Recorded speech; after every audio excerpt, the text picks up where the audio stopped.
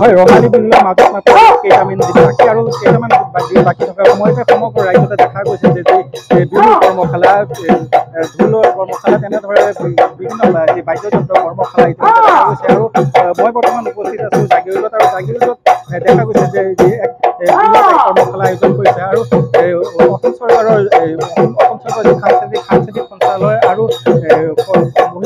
মহিলা যি উত্তৰণ সম্মিলিত মহিলা গোষ্ঠীৰ উদ্যোগত 5 দিনীয়া কাৰ্যসূচীৰে এই বিহু কৰ্মশালা আয়োজন কৰিছে আৰু ইতিমধ্যে আমি দৃশ্য দেখাইছোঁ এনেদৰে যি বিহু কৰ্মশালা আয়োজন কৰিছে আৰু ইয়াত যি প্ৰশিক্ষক হিচাপে ইয়াত আছে উদয় শংকৰ তেওঁ আমি ইতিমধ্যে দৰ্শকক কিছু দৃশ্য দেখাইছে এনেদৰে উদয় শংকৰে এনেদৰে যি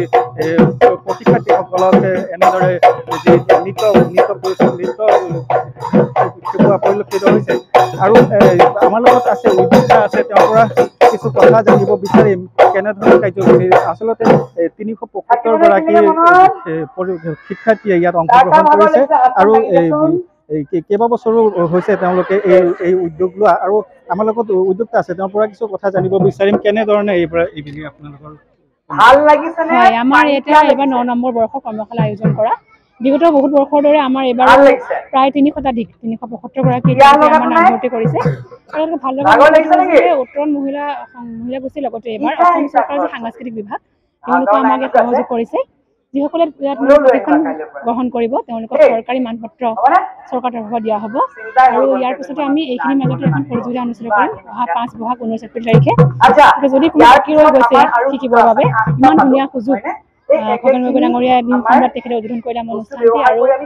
আপোনালোকে দেখি আছে আমাৰ যি অসমৰ বিখ্যাত কোৰিঅগ্ৰাফাৰ নৃত্যশিল্পী ডাঙৰীয়া ইয়াত প্ৰশিক্ষণ প্ৰদান কৰি আছে যদি কোনোবা ৰখি গৈছে আমি আমন্ত্ৰণ জনাইছোঁ আৰু আশা কৰিছোঁ আপোনালোকৰ বিহু শিকি উপকৃত হ'ব সকলোকে আগন্তুক ৰঙালী বিহু আমি শুভেচ্ছা জ্ঞাপন কৰিছোঁ যোৱা বছৰতকৈ যথেষ্ট শিক্ষাৰ্থী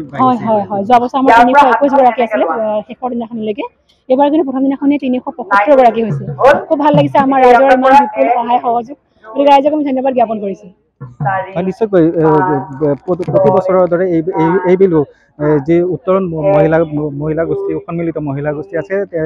তেওঁলোকৰ উদ্যোগত যি বিহুৰ কৰ্মশালা আয়োজন কৰা হৈছিলে আৰু এই বিহু কৰ্মশালা 5 দিনীয়া কাৰ্যসূচীৰে ইতিমধ্যে আৰম্ভ হৈছে আৰু আমি দৃশ্য দেখাইছোঁ এনেদৰে প্ৰশিক্ষক উদয় শংকৰে এনেদৰে এই প্ৰশিক্ষাৰ্থীসকলক যি নৃত্য শিকোৱা পৰিলক্ষিত হৈছে আৰু যিহেতু এক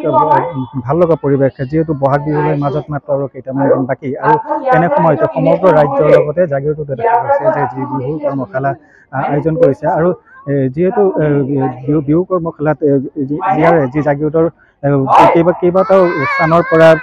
কণ শিশুৰ লগতে যুৱতীসকলে ইয়াত অংশগ্ৰহণ কৰিছে আৰু এক ভাল লগা পৰিৱেশ আচলতে ক'ব লাগিব যিহেতু বহাগ বিহুলৈ মাজত মাত্ৰ আৰু কেইটামান দিন বাকী আৰু তাৰ তেনে পূৰ্বখনত দেখা গৈছে যে এনেধৰণে যি বিহু কৰ্মশালা সমগ্ৰ ৰাজ্যতে আয়োজন কৰা দেখা পৰিলক্ষিত হৈছে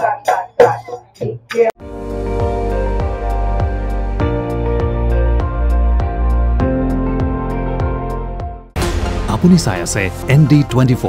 সৰ্বশ্ৰেষ্ঠ নহয় সৰ্বোত্তমৰ দৌৰ